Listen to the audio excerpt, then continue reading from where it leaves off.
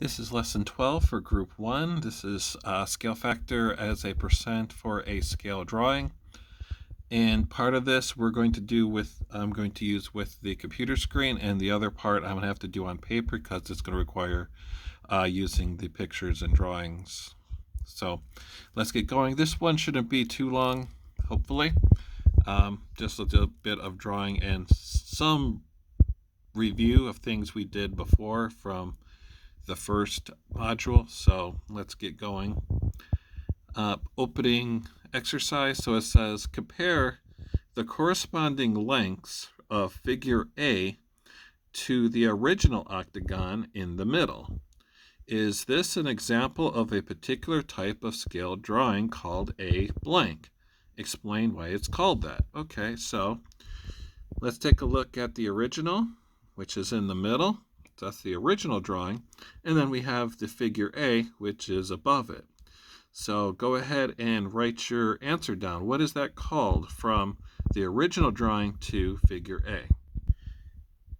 Okay, so hopefully you wrote that it is a reduction, meaning we just made the figure smaller. It's the same thing, except just smaller dimensions. Okay, then it says, compare the corresponding lengths of figure B to the original octagon in the middle. This is an example of a particular type of scale drawing called a what?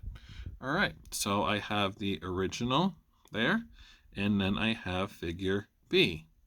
So original to figure B, what would you, go ahead and write your answer down. What would you call that? All right, so hopefully you realize that the shape is getting larger, and that would make this an enlargement. All right, so let's go on to the next question. It says, the scale factor is the quotient of any length in the scale drawing to this corresponding length in the actual drawing. Use what you recall from Module 1 to determine the scale factor between the original figure and figure A and the original figure and figure B. So find out what is the scale factor from the original to figure A and from the original to figure B. All right, when you're done with that, continue with this video. Okay, so let's begin with figure A and the original. So original is what we're starting with, and figure A is what we're ending up with. So we start with 4 and we end up with 2. We start with 3 and we end up with 1.5. So we have two different measurements. We have the horizontal across the top for both of them. We have 3 and 1.5, and we have 4 from the original and 2 in figure A. So you could put that into a table if you wish, but it's pretty simple. It's obviously half. So from the original, it is a reduction by half. The vertical side on the right is 4, and it became 2. You could also do that with 3 and 1.5. If you don't know how to do that, it's just simply a division problem. You divide the original into the figure A. Now, also remember, something that's going to come up in future lessons is remembering that if we go half going this way, so 4 times half gives you 2. If you take this fraction and flip it over, you get the going the other way. So 2 times 2 over 1 gives you 4. And that's something that's going to come up in, like I said, in a very near future lesson. All right, so and then we did from the original to figure B. So original is 4, figure B is 6. So this is an enlargement, so it's at least going to be 100%. 100% would be equal. That means it would be 4 to 4. We have 4 to 6. Once again, divide 4 into 6. You should get 1.5. I also did it as a percentage, because since we're working on percentages, as 150%. Okay, so that would be the scale. So the figure A is half the size of the original, and you could say figure B is 50% more than the original. or an enlargement of 150.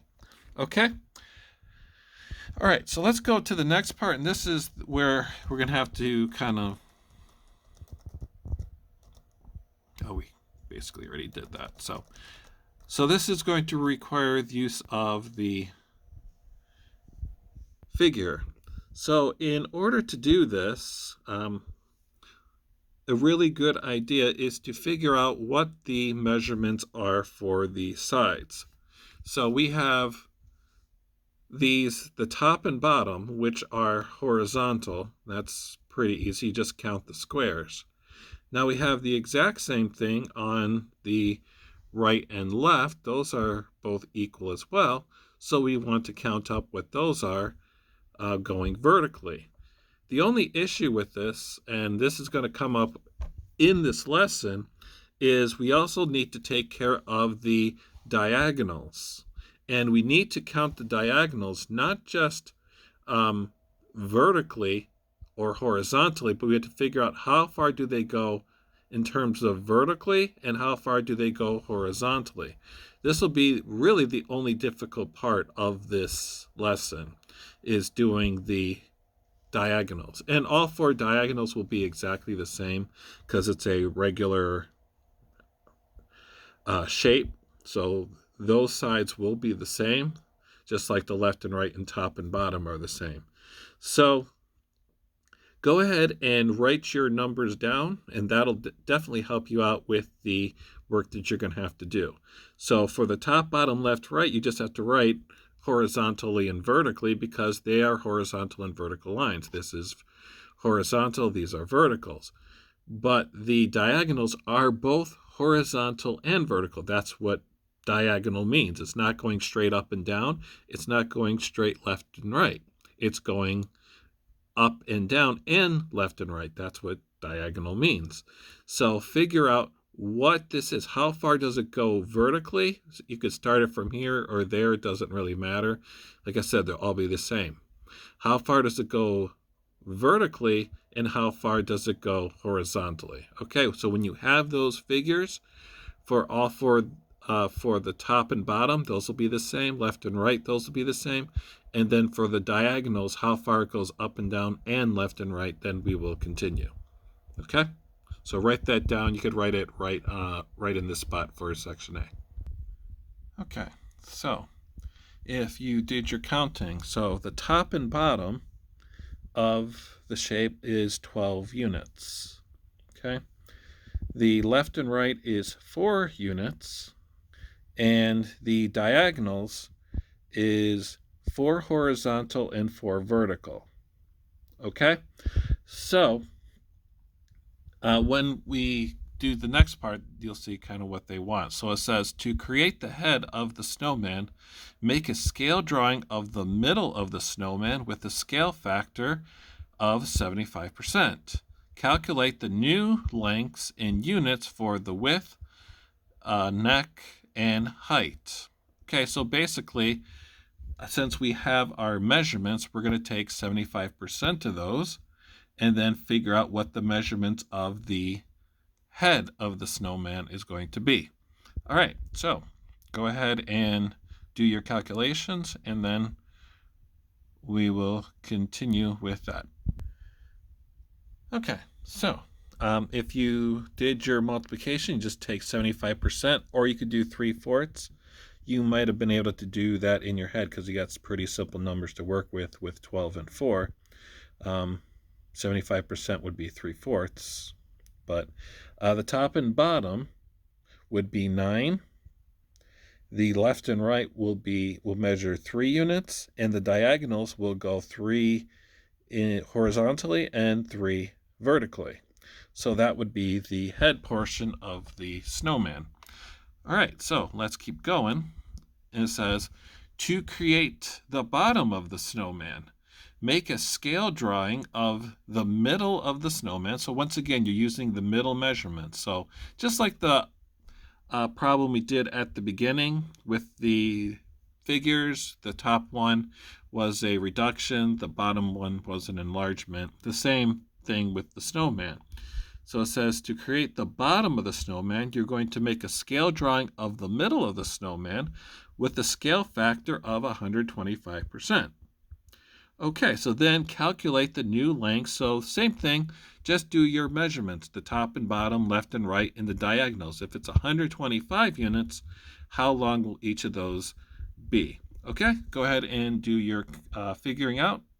And you should do a top and bottom, a left and right, and then the diagonal should have a vertical and a horizontal measurement. Okay, so your measurements should look like this. So we had a top and bottom of 12. 125% of that would be 15.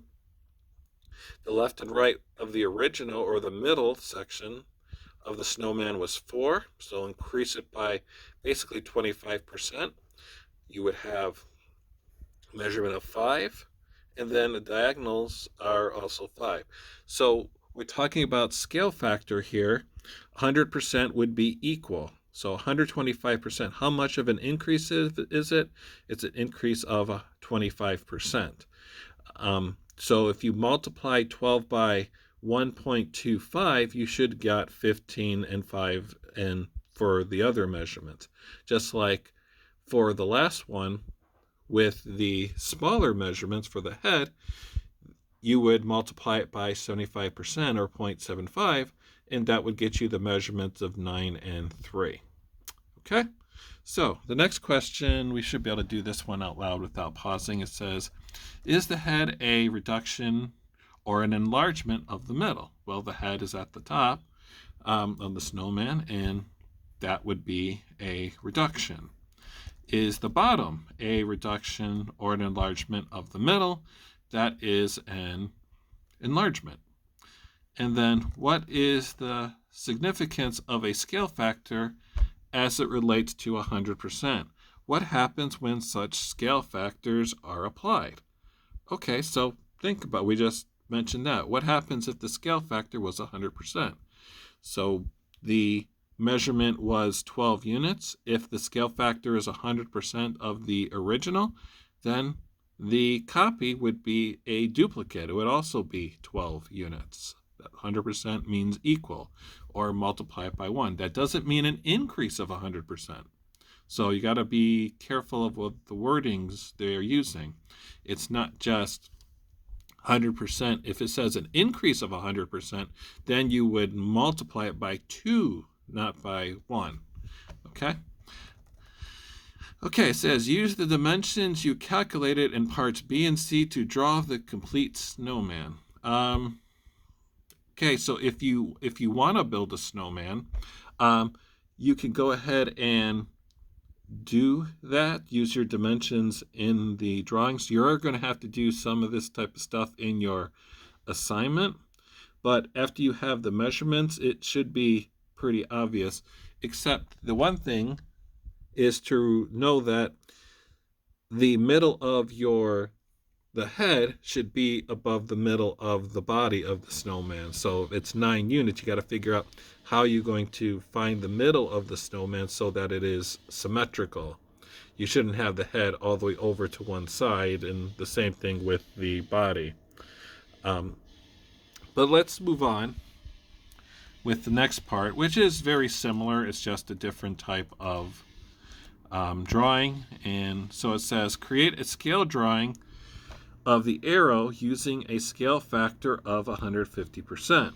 Okay, so the same thing here. We have a lot of straight lines, meaning vertical and horizontal. Those are great. Those make it pretty easy, except for the end of the arrow, where once again you have a diagonal.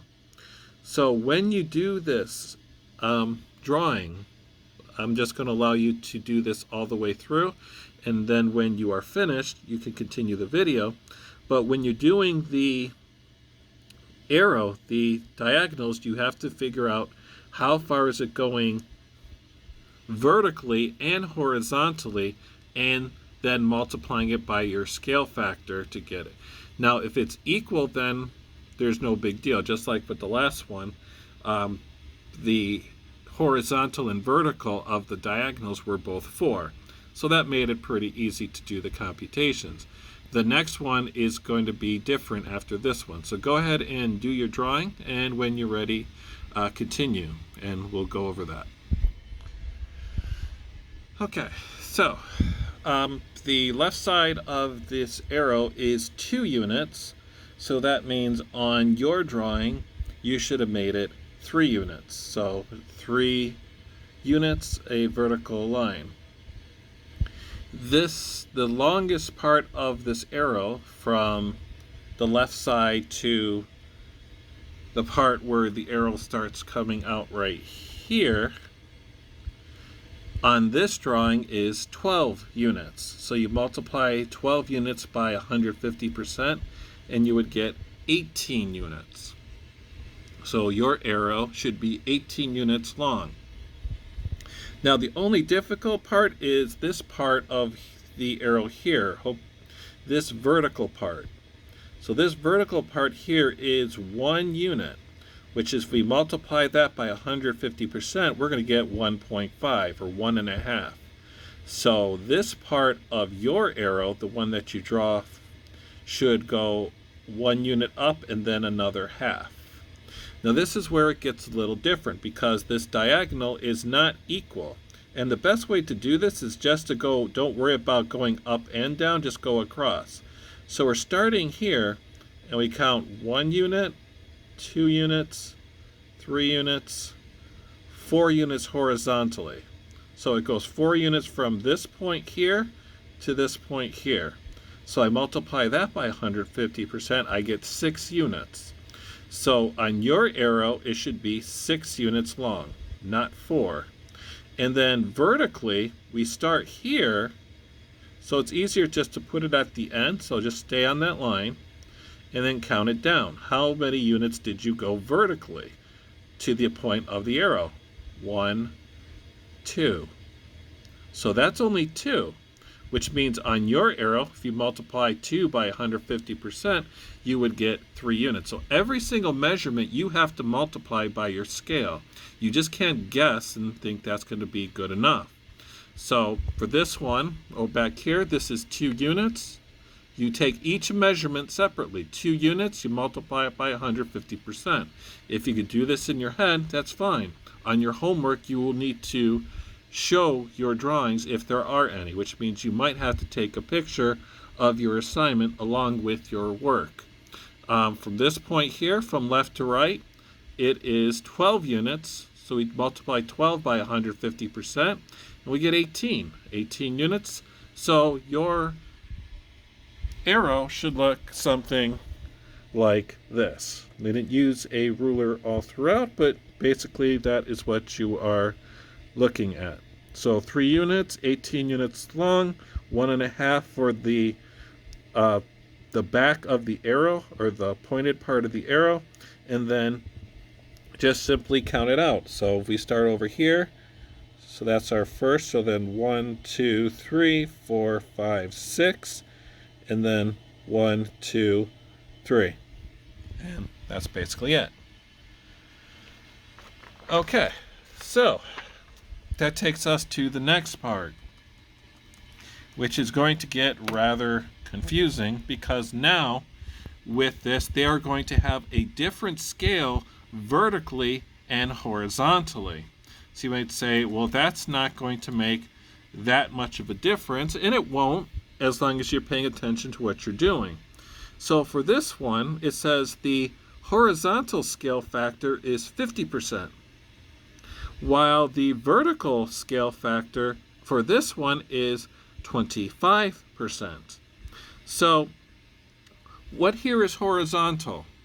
So we have this here, this here, and that there. Those two are horizontal. So you count how many units it is. So 1, 2, 3, 4, 5, 6, 7, 8. So that's 8 units. So on this one, where the scale factor is 50%, it's 1, 2, 3, 4. It's half of that. Makes sense. This one here doesn't say anything about the vertical. Now on this one, it says the vertical is 25% or 1/4. So what's vertical here? Well, we have these two, the left and right side. So just count it. 1, 2, 3, 4, 5, 6, 7, 8. So 1/4 of 8 is 2. So we go over here, and that's what they did. So it's 1 and 2, and the width is 1, 2, 3, 4, or the horizontal. Now that leaves us with the diagonal, and this is where it gets kind of complicated, is that, and that's why I told you should do the vertical and horizontal separate when you're dealing with a diagonal line. So for here, so we're starting here and we want to go to there. So just count going. So the first one is horizontal. So it goes from here to there. So 1, 2, 3, 4. So that means in this drawing over here, it should be 2. And it is. So we have 1, 2 units. But on this one, the vertical has changed by 25%. So we're starting on the original. Always use the original first. Wait for the camera to get in focus. So we start here and go up 1, 2, 3, 4. So that goes 4 vertical. So it's 4 vertical and 4 horizontal, but the scale factor is different. Horizontally, it's going to go 2 units.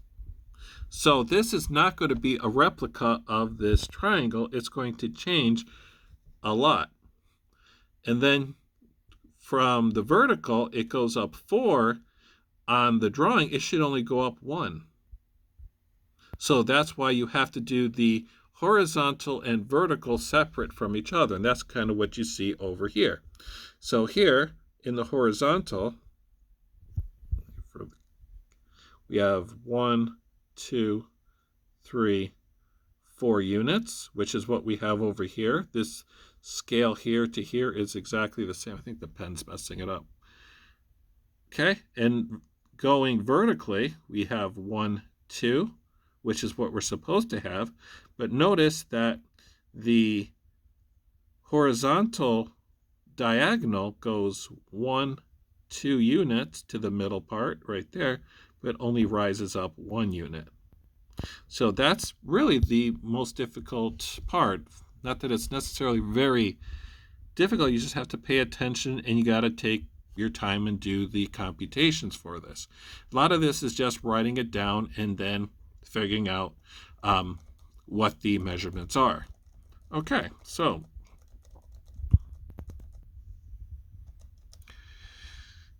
they give you a not so kind problem. It says, create a scale drawing of the following drawing using a horizontal scale factor of 183 1/3% and a vertical scale factor of 25%. So you're going to, so the horizontal, so going left to right, this is going to increase. And just so you know, since this looks like a regular figure again, that you probably only have to do this once and do this for all 4 sides. So figure out make sure you check this first, but make sure you check, see how far does it move vertically, how far does it move horizontally. So for horizontal, you're going to increase it by basically 83 1/3%. And then for the vertical scale factor, you're going to make a reduction of basically you're going to reduce it to 25% of that. Okay, so why don't you do the computations first, and then if we get through with that, you can do your the drawing. Okay, so if you worked out your problem, you should have basically multiplied 2 times 0.25 because the measurements are basically 2 all the way around. So 2 all the way around, 2 times 0.25 will give you half a unit. So each line is going to move half a unit, and that's basically it. And then for the horizontal, you're going to multiply the 2 times, well, I multiplied 2 times 83.3, and then I added the 1.666 to the 2 and got 3.66, which is basically 3 1/3 for each one. So basically your shape should have looked something like that. So, okay. All right, so the next one is slightly easier than that. It says, and I think this is the last one. It says, Chris is building a rectangular pen for his dog. The dimensions are 12 units long and 5 units wide. Chris is building a second pen that is 60% the length and 125% the width of the original. Write equations to determine the length and width of the second pen. So I don't even think they require you to solve this one. So just write an equation. You have the measurements up there and you have the scale. So what would you do to find the length and then find the width of the pen? Okay, go continue when you are done. Okay, so should look basically something like this. You could use 0.6 if you instead of doing 60%, but basically usually when we're talking about length and width, length is going horizontally and width is going to be going vertically, at least until we get back into, or if we do more three-dimensional shapes. But anyway, so 12 times 60% would give you the length, and 5 times 125% would give you the width. Okay, and I think we are at the end, if I'm not mistaken. Yep. Okay, so for this one,